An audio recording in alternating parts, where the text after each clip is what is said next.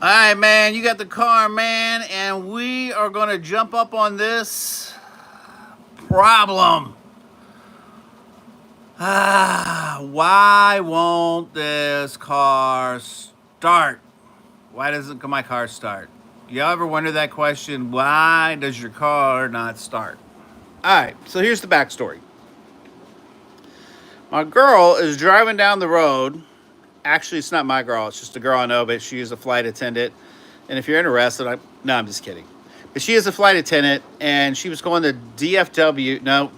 No, Dulles. She was going to Dulles, and the car breaks down. Now that's about an hour and a half from where she lives. So she's driving down the road. Everything's good, and her car breaks down. Long story short, gets it towed home. Fast forward, it takes it to the shop. Your car's a piece of crap. We're gonna total it out. Blah blah blah blah blah blah blah. It's not worth fixing. Okay. Ah, now I come into the picture. So what does it take? How? Okay, so where would I start with on a car that won't start? This is how I do things, and you do whatever how you want to, but this is how I do it. On a car that won't start, the first thing I'm going to do is verify that I have power, because a lot of times people will change out the tops of their post and do a really crappy job, and or they just have a lot of corrosion and nothing really sticks. All right, that's cool. All right, no problem. That's an easy one to fix. Anybody can do it. Take off the terminals, clean them, make sure you got some contact. You'll know that you got some battery power, or if it's so obvious you have battery power, just move on to the next thing.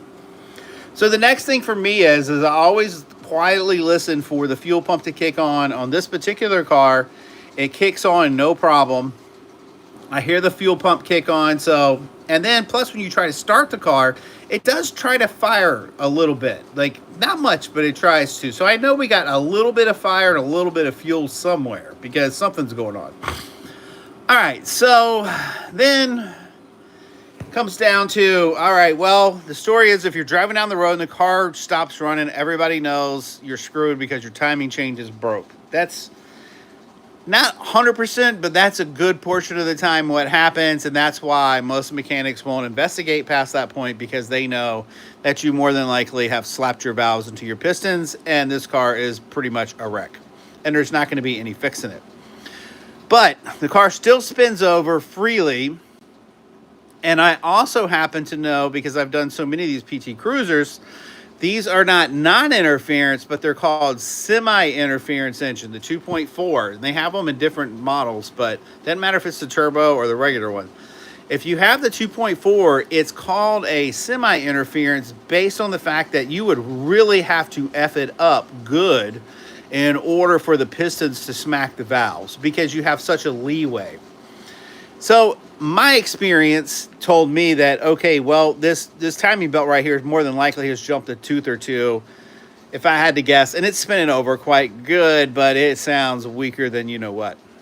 Anyway, so got fire, got fuel, got power from the battery. I do a compression test.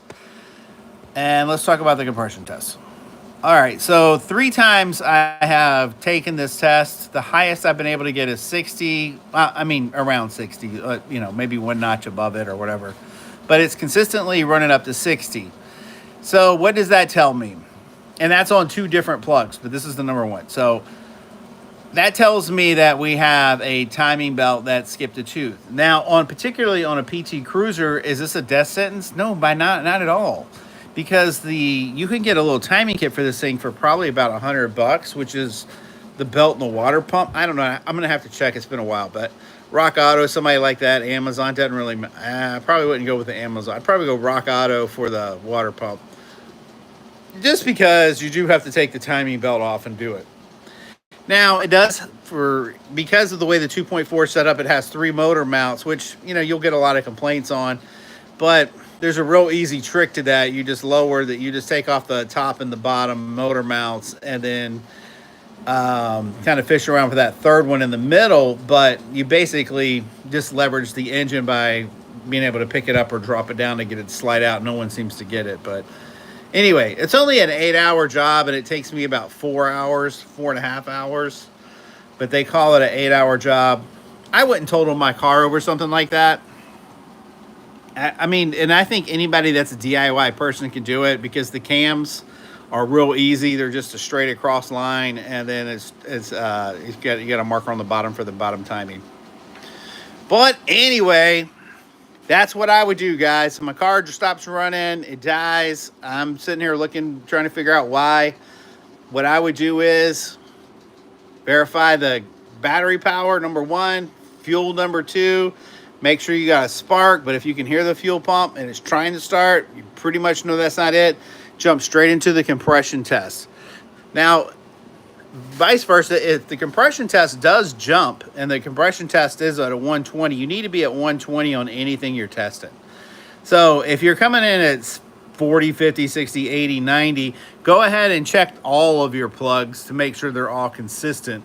That'll tell you that you've only jumped a tooth, but let's say that it was only 30 pounds on one and the rest were 150, 180, whatever. That tells me you sucked in a valve or you got a serious problem on that piston. There's something seriously going wrong. But if you've got, anything over 120 on all four of them and your car died, you're probably dealing with a sensor issue or something like that. So to me, it's just a real easy test to jump in on and do something with if you need to do it. And just see, if you're trying to diagnose it yourself. Meanwhile, peace and love from the car man. What's enough about this sexy little PT Cruiser that everybody loves and hates or whatever. Loves, hates, and loves. Doesn't really matter. All right. I appreciate you guys, and I will see you on the next one somewhere.